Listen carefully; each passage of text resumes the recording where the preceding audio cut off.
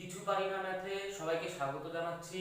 আজকে আমরা যে পার্টটা করব তার নাম পার্সেন্টেজ বা শতকরা। এটা আমাদের আজকে 3 নাম্বার পার্ট হবে। এর আগে আমাদের 1 নাম্বার 2 নাম্বার পার্ট হয়ে গেছে, এটা আজকে আমাদের 3 নাম্বার পার্ট হবে। ঠিক, তো চলো শুরু করা যাক। আচ্ছা, ফার্স্ট কোশ্চেন কি বলছে, একটি পরীক্ষায় পাশ করতে গেলে 33% নম্বর পেতে হয়। বলছে একজন ছাত্র 25% নম্বর পেয়েছে, কিন্তু ওকে বলা হয়েছে যে তুমি 40 নম্বরের জন্য ফেল করে গেছো। তাহলে ওই পরীক্ষাটা কতর মধ্যে হয়েছিল, মানে পরীক্ষার মোট নম্বর বা সর্বোচ্চ নম্বর কত। ঠিক, তো 33% নম্বর পেতে হয়, ও পেয়েছে 25%। তার মানে 33% পেলে ও পাস করতো, পাস,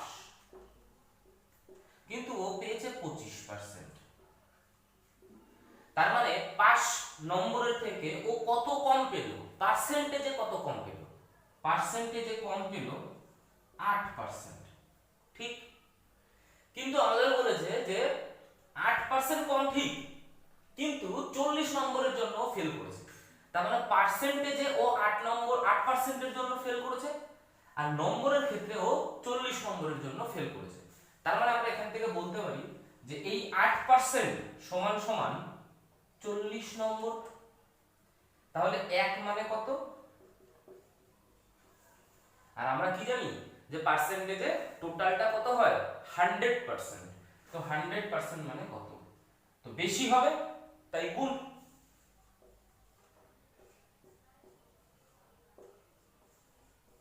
তাহলে আমাদের আলটিমেট অ্যান্সার কত, 500। ক্লিয়ার? আচ্ছা, নেক্সট কোশ্চেন 2 নাম্বার। একজন ছাত্র 30% নম্বর পেয়ে 6 নম্বরের জন্য ফেল করে, অপর একজন ছাত্র 40% নম্বর পেয়ে 5 নম্বরের থেকে 6 নম্বরও বেশি পায়। বলছে তাহলে এই পরীক্ষার মোট নম্বর কত।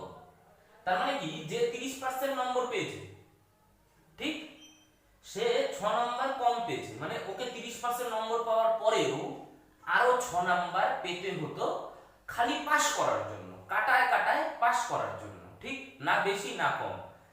30% নম্বর পাওয়ার পরেও ওকে আরো 6 নাম্বার পেতে হতো শুধু পাস করার জন্য। আর আরেকজন ছাত্র 40% নম্বর পেয়েছে, ও আবার কি করেছে, 5 নম্বরের থেকে 6 নাম্বার বেশি পেয়ে গেছে। ঠিক, তার মানে একটু যদি আমরা ভাবি 5%টা, মানে 5 নম্বরটা আমাদের কি বলেছে যে 30% এর থেকে বেশি, কত বেশি, আরো 6। আর 40% পাওয়ার পরে 6 বেশি হয়ে গেছে, তাহলে আরো 6 কমাতে হবে। তার মানে কি 30% যে নম্বরটা পেয়েছে তাকে আরো 6 নাম্বার পেতে হতো পাস করার জন্য। তো এটাকে আমরা কি বলতে পারি, এটাকে আমরা বলতে পারি কাটায় কাটায় 5 নম্বর, 5 নম্বর মানে না বেশি না কম। এবার আবার যে 40% পেয়েছে, ও 6 নম্বর বেশি পেয়ে গেছে 5 নম্বর থেকে, তাহলে একে যদি আমি 6 নম্বর কমিয়ে দিই, তাহলে এও কি হয়ে যাবে, কাটায় কাটায় 5।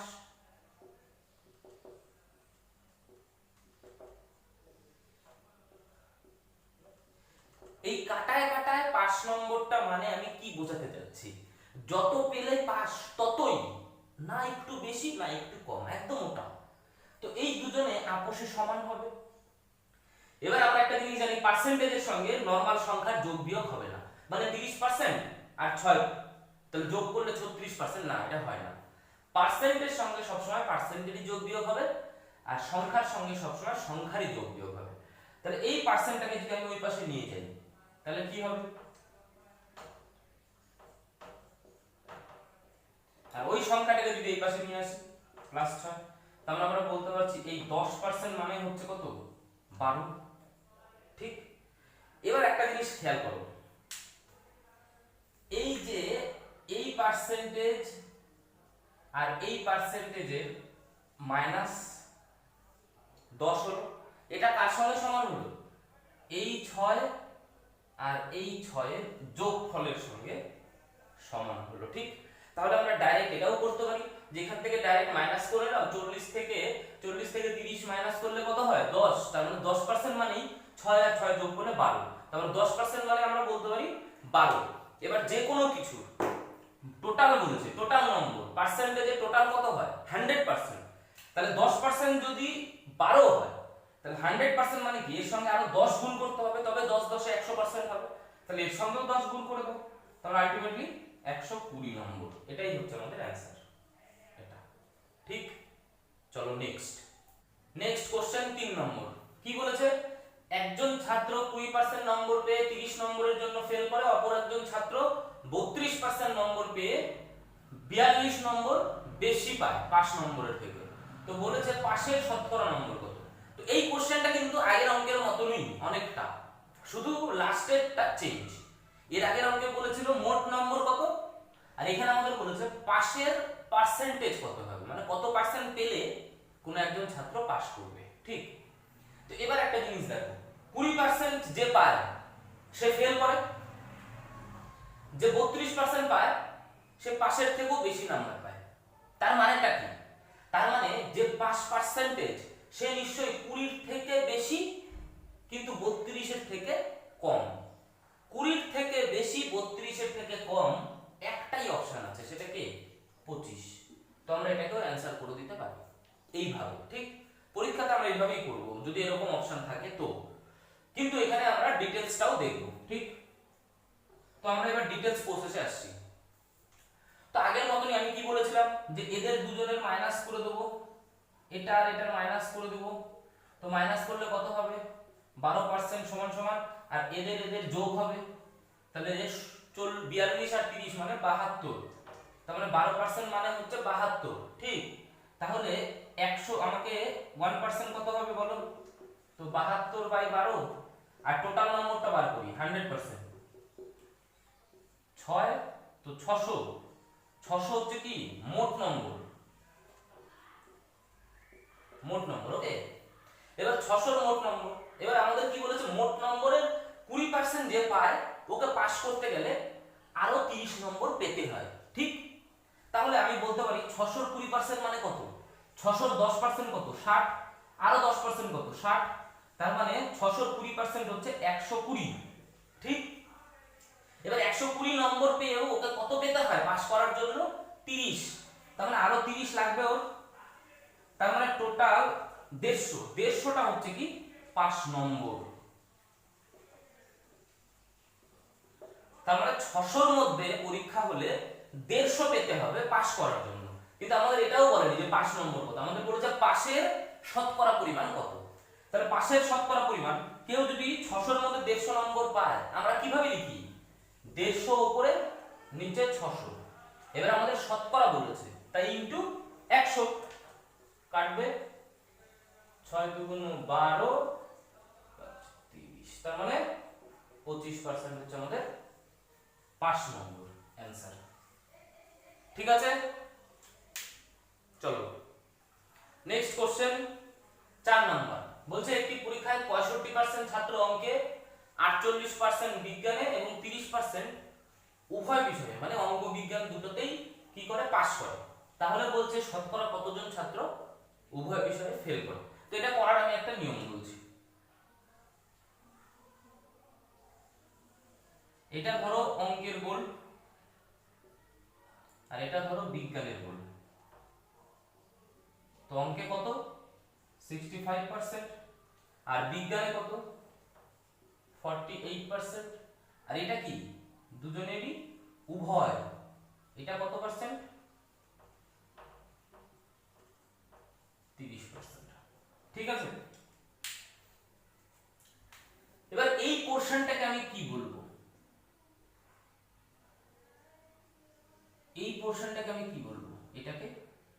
এটাকে আমি বলবো শুধু অঙ্ক, কারণ এই গোটাটা হচ্ছে অঙ্ক আছে কিন্তু এই অঙ্কের মধ্যে বিজ্ঞান ঢুকে আছে, কিন্তু এই লাল পোরশনটাকে আমি কি বলবো শুধু অঙ্ক। তো শুধু অঙ্কে কতজন পাস করেছে, অঙ্কে যে 65% পাস করেছে তার মধ্যে 30% কিন্তু বিজ্ঞানেরও আছে, মানে উভয় বিষয়ে পাস করেছে এরকম লোকও আছে। তাহলে শুধু অঙ্কে পাস করেছে কতজন আমরা যদি বার করি, তাহলে শুধু অঙ্কে পাস করেছে 65 থেকে এই উভয়টাকে এই মাইনাস করে দেবো, তাহলে কত দাঁড়াবে? দাঁড়াবে হচ্ছে 35%। এবার আমি যদি বলি এইটাকে সেম ভাবে, এটা কি, এটা হচ্ছে শুধু বিজ্ঞানে, শুধু বিজ্ঞানে কত, শুধু বিজ্ঞানে টোটাল বিজ্ঞানে কত 48 মাইনাস 30 করে দেবো, তাহলে কত দাঁড়াবে 18%। ঠিক, তাহলে এগুলো শুধু অঙ্ক শুধু বিজ্ঞান। আর যদি বলি তাহলে এবার আর পাস করেছে কিসে, অঙ্ক বিজ্ঞান দুজনে মিলে পাস করেছে, সেটা কতজন, উভয়ে কতজন, উভয় বিষয়ে হচ্ছে 30%। তাহলে আমি যদি বলি মোট পাস কত, মোট পাস হচ্ছে 35 প্লাস 18 প্লাস 30, তাহলে কত হবে 83% হচ্ছে মোট পাস করেছে। তাহলে ফেল করেছে কত, 100 মাইনাস 83, কারণ টোটাল আমরা কত জানি, পার্সেন্টেজে 100ই জানি। তাহলে ফেল করেছে এতজন, যদি পাস করে থাকে তাহলে ফেল নিশ্চয়ই ওটা মাইনাস করলে পেয়ে যাবো, সেটা কত 17%। তো এটাই আমাদের অ্যাকচুয়ালি অ্যানসার। ঠিক, ক্লিয়ার? আচ্ছা, নেক্সট কোশ্চেন 5 নম্বর। এর আগের মতই সেম কোশ্চেন, কিন্তু এর আগেরটাতে পাস দিয়েছিল আর ফেল বার করতে বলেছিল, এটাতে ফেল দেওয়া আছে, পাস বার করতে বলেছে। তো আমরা সেম ভাবেই করব। ঠিক, তো এর আগের অঙ্কটাতে আমরা যখন দেখছিলাম তখন আমরা শুধু অঙ্কে শুধু বিজ্ঞানে কি করে বার করছিলাম, মোট অঙ্ক থেকে যেটা উভয় বিষয় আছে সেটাকে মাইনাস করছিলাম। ঠিক, তাহলে আমি যদি বলি যে শুধু অঙ্কে ফেল কত হবে, অঙ্কে কত ছিল, অঙ্কে 34%, সেখান থেকে উভয় বিষয় কত আছে 20, মাইনাস করে দেবো 20, তাহলে দাঁড়াবে কত 14%। ঠিক, তাহলে 14% শুধু অঙ্কে ফেল করেছে। আর যদি বলি শুধু বিজ্ঞানে ফেল করেছে কত, টোটাল কত 42 মাইনাস উভয় বিষয় কত 20, তার মানে 22%। ওকে, আর উভয় বিষয়ে কি হবে, উভয় বিষয়ে ফেল কত দেওয়া আছে 20%, মানে এটাও 20%। তাহলে আমি এখানে বার করতে পারি যে মোট ফেল কত, মোট ফেল কত হবে, যোগ করে দিই 6 আর এদিকে 5, 56% মোট ফেল। তাহলে মোট পাস কত হবে 100 মাইনাস 56, তাহলে কত হবে 44%। এটাই আমাদের অ্যানসার। ঠিক, চলো নেক্সট। আচ্ছা, নেক্সট কোশ্চেন 6 নম্বর। একটি সংখ্যাকে প্রথমে 10% এবং পরে আবার 15% বৃদ্ধি করা হলে সংখ্যাটি মোটের উপর শতকরা কত বৃদ্ধি পাবে। ঠিক, এখানে আমি একটা সূত্রের কথা বলবো। ঠিক আছে, সেটা কি, যে x plus y plus xy by 100 এত পার্সেন্ট বৃদ্ধি পায়। যদি কোনো সংখ্যাকে প্রথমে x% বৃদ্ধি করা হয় এবং পরে y% বৃদ্ধি করা হয়, তবে দুটোই যদি বৃদ্ধি পায় তার সূত্র কি, x plus y plus xy by 100। যদি একটা কমে যায়, যেটা হ্রাস পাবে বা কমবে, সেটা আমরা মাইনাস ভ্যালু দেব। তো এই অঙ্ক আমি পরে আসছি। ঠিক, তো এখানে দুটোই বৃদ্ধি পেয়েছে, তাহলে এই সূত্র করবে। তাহলে আমরা কি করতে পারি, প্রথমে কত 10, তারপরে 15 বৃদ্ধি পেয়েছে, আর এখানে 10 গুণ 15 বাই 100 এত পার্সেন্ট। তাহলে এদিকে এটা কেটে যাবে, আর কাটবো না, কারণ 10 দিয়ে ভাগ করা ইজি। তাহলে 15 কে 10 দিয়ে যদি আমরা ভাগ করি, 15 কে যদি 10 দিয়ে ভাগ করি কত হবে 1.5, কারণ 10 দিয়ে ভাগ করা মানে আমরা কি জানি, দশমিক ডান দিক থেকে এক ঘর সরে যাবে। ঠিক, তাহলে 10 আর 15 কত হয় 25, 25 আর 1.5 মানে কত 26.5% এত বৃদ্ধি। তাহলে এটা অ্যানসার। ঠিক, চলো নেক্সট। আচ্ছা, নেক্সট কোশ্চেন 7 নম্বর। বলছে একটি আয়তক্ষেত্রের দৈর্ঘ্য 10% বৃদ্ধি এবং প্রস্থ 15% হ্রাস পেলে ক্ষেত্রফল শতকরা কত বৃদ্ধি বা হ্রাস পাবে। ঠিক ঠিক। তো দৈর্ঘ্য আর প্রস্থ দেওয়া আছে, তো ক্ষেত্রফলের সূত্র কি? আয়তক্ষেত্রের ক্ষেত্রফল মানে দৈর্ঘ্য ইনটু প্রস্থ। তার মানে দুটো জিনিসের গুণফল, আর দুটো জিনিসই বৃদ্ধি বা কম হ্রাস পেয়েছে, তো এগুলো এক একটাকে x আর y মনে করে না। তার মানে এখানে আমার যেটা হয়েছে যে x মানে আমার 10% বৃদ্ধি পাচ্ছে, আর y যদি আমি প্রস্থ ধরি তাহলে 15% হ্রাস পাচ্ছে। তো আমি কি বলেছিলাম, আমাদের মেইন সূত্র কি ছিল? x + y + xy / 100, এটা মেইন সূত্র। কিন্তু কখন? যখন দুটোই বৃদ্ধি পাবে, ঠিক। কিন্তু যদি একটা হ্রাস পায় তাহলে সেটা মাইনাস হয়ে যাবে। তার মানে এখানে হ্রাস পেয়েছে কি? y একটা, আমরা যদি ধরে নিই, তার মানে কি? তাহলে 10 প্রথমে বৃদ্ধি, তাহলে 10 প্লাস ভ্যালু, এই যে প্লাস আছে আগে, আর 15টা ওয়াইটা কি মাইনাস ভ্যালু, তাহলে -15, কারণ যেহেতু হ্রাস পেয়েছে। এবার এখানে কি হয়? x আর y এর কি সম্পর্ক? গুণ। তো এটা বৃদ্ধি, এটা হ্রাস, এটা প্লাস, এটা মাইনাস, তো প্লাস আর মাইনাসে গুণ করলে আলটিমেটলি মাইনাস, ওই মাইনাসটা এই প্লাসের সঙ্গে গুণ হয়ে মাইনাস হয়ে যাবে। তার মানে -10 × 15/100 এত পার্সেন্ট, ঠিক। এবার বৃদ্ধি বা হ্রাস আমরা বুঝতে পারছি না, আগে নরমাল ক্যালকুলেশন করব, তারপরে বলবো কি করে বোঝা যাবে বৃদ্ধি পাবে না হ্রাস পাবে, ঠিক। তো একে বাদ দিলে -5 মাইনাস, এই যে কাটবো না, 1.5, তাহলে -5 আর -1.5 মানে -6.5%। এবার এই -6.5% যে হলো, এই মাইনাসটা কি ইন্ডিকেট করছে? মাইনাসটা ইন্ডিকেট করছে যে ক্ষেত্রফলটা হ্রাস পাবে, এই মাইনাসটা ইন্ডিকেট করছে সেটা। তার মানে আমাদের 6.5% কি হ্রাস পাবে, এটা ক্লিয়ার।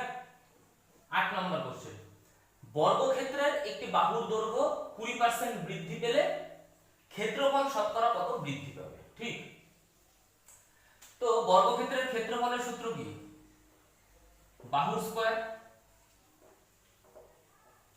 ক্ষেত্রফলের সূত্র বাহুর স্কয়ার, বা আমরা এটাকে বাহু ইনটু বাহু। তো এটা x, এটা y ধরতে পারি। তো এখানে বাহুর দৈর্ঘ্য 20% বৃদ্ধি করা হয়েছে, তো দুটো বাহুর দৈর্ঘ্য বৃদ্ধি পাবে। তার মানে এখানে x এর মানও 20% বৃদ্ধি আর y এর মানও 20% বৃদ্ধি। তো এটা তো ইজি, প্রথম সূত্রটা অনুযায়ী। তাহলে আমরা কি করতে পারি? x + y + x × y/100, এই তো হবে। এটা কাটবে, এটা কাটবে, এটা কাটবে, এটা কাটবে, তার মানে 40, আর এদিকে 2 × 2 = 4, তার মানে 44%। আর যেহেতু প্লাস ভ্যালু আসছে তো আলটিমেটলি বৃদ্ধি পাবে, তো 44% বৃদ্ধি পাবে ক্ষেত্রফল, ঠিক। আচ্ছা, নেক্সট কোশ্চেন 9 নাম্বার। তিনজন প্রার্থীর নির্বাচনে প্রথম জন 40%, মানে তিনজন প্রার্থীর মধ্যে ভোট হচ্ছে, তার মধ্যে প্রথম পার্সন কি পেয়েছে? প্রথম জন 40% এবং দ্বিতীয় জন 36% ভোট পেয়েছে। বলছে যদি মোট ভোটের সংখ্যা 36,000 হয় তবে তৃতীয় জন যে আছে সে কত ভোট পেয়েছে? তো আমি যদি ধরে নিই মোট ভোটের সংখ্যা 100%, তার মধ্যে ফার্স্ট পার্সন কত পেয়েছে? 40%, সেকেন্ড পার্সন কত পেয়েছে? 36%, তাহলে এরা দুজনে মিলে কত পেল? 76%। তাহলে থার্ড পার্সন কত পাবে? 100 থেকে 76 মাইনাস হয়ে যাবে, সেটা কত?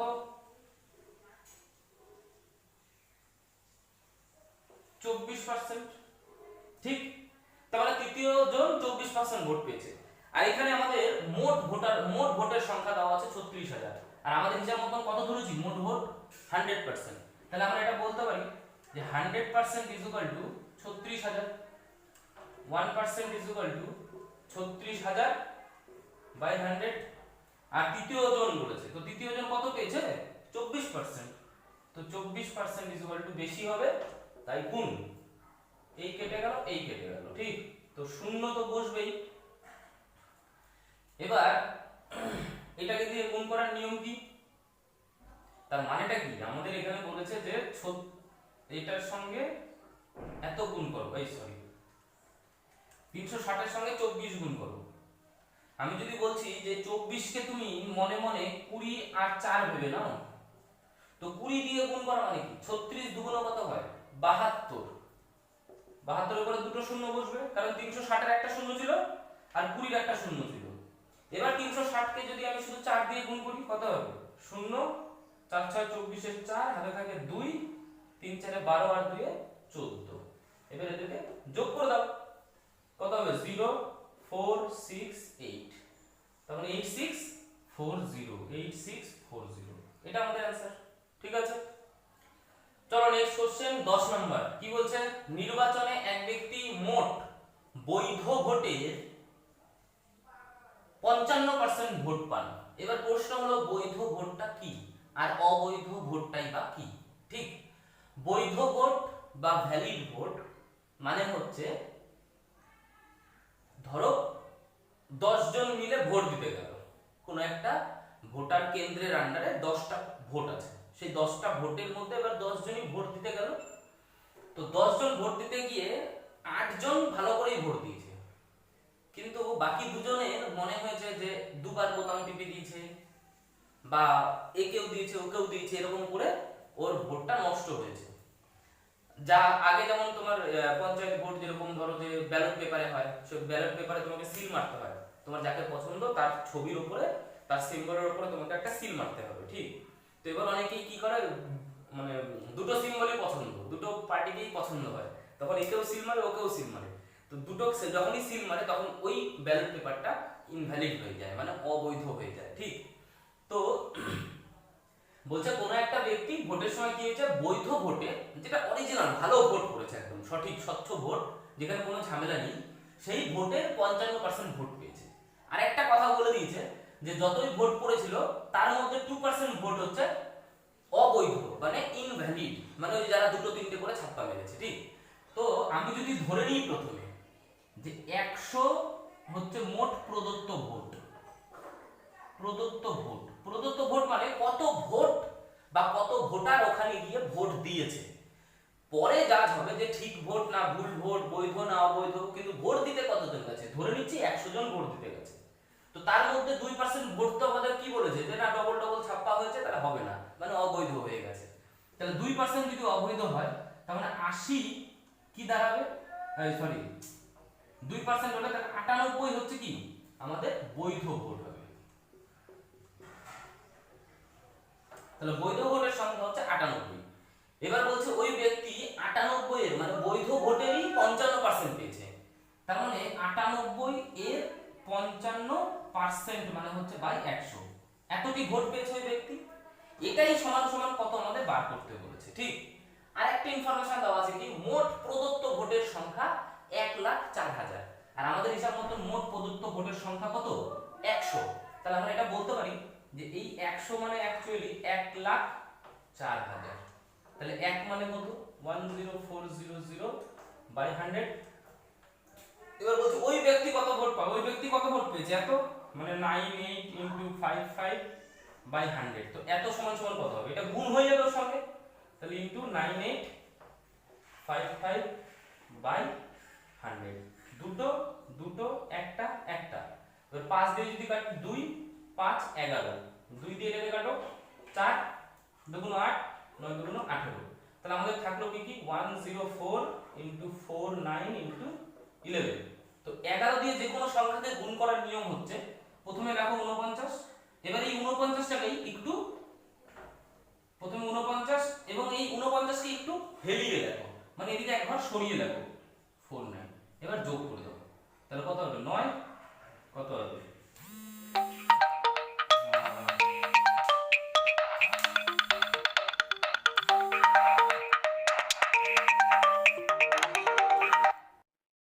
হ্যাঁ বল, কোথায় বাড়িতে বাড়িতে বল।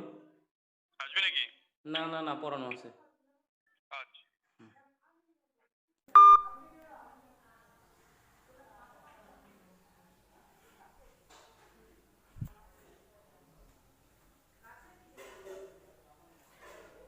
আচ্ছা মাঝখানে একটু ডিস্টার্ব হলো, যাই হোক। তো বলছি 49 এর সঙ্গে 11 গুণ করার নিয়ম কি, যে কোনো সংখ্যা দিয়ে 11 সঙ্গে যে কোনো সংখ্যার গুণ করার একটা নিয়ম আছে। কি নিয়ম, যে সংখ্যাটাকে লেখো 49 এবং একবার সরিয়ে লেখো, এবার যোগ করে দাও, তাহলে কত হবে 9 9 আর 4 13 3 হয়ে থাকে 1 4 আর থাকে 5, কত দাঁড়ালো 539, ঠিক। এবার 539 এর সঙ্গে আমাকে কত গুণ করতে হবে 104, তো 104 কে তুমি মনে করো 100 যোগ 4, তাহলে 100 দিয়ে যদি একে গুণ করতে হয় কি দাঁড়াবে 53900, এটা 100 দিয়ে গুণ হয়ে গেল। এবার 4 দিয়ে যখন আমি গুণ করব একে তো এটাতে করব আর 4 দিয়েও করব, তো 4 দিয়ে যদি একে করি এটা গুণ করে দিই কত হবে 4 9 36 এর 6, হাতে থাকে 3, 3 4 12 আর 3 এ 15 এর 5, হাতে থাকে 1, 4 5 20 আর একে 21, এটাকে যোগ করে দিই, তার মানে কত দাঁড়াচ্ছে 56056, তো 56056 এটা আমাদের অ্যানসার, ঠিক। আশা করছি বুঝতে পারলে। আর তোমাদের কাছে আমার একটা রিকোয়েস্ট, সেটা হচ্ছে যে এই ভিডিওগুলো যদি তোমাদের ভালো লাগে বন্ধুদের মধ্যে শেয়ার করো আর অবশ্যই লাইক করো, তাহলে কি আমার অন্তত ভিডিও বানানোর যে মানে এন্থুটা এটা হয়তো আরেকটু বাড়বে, ঠিক। তো চলো আজকের মতো একটু করি।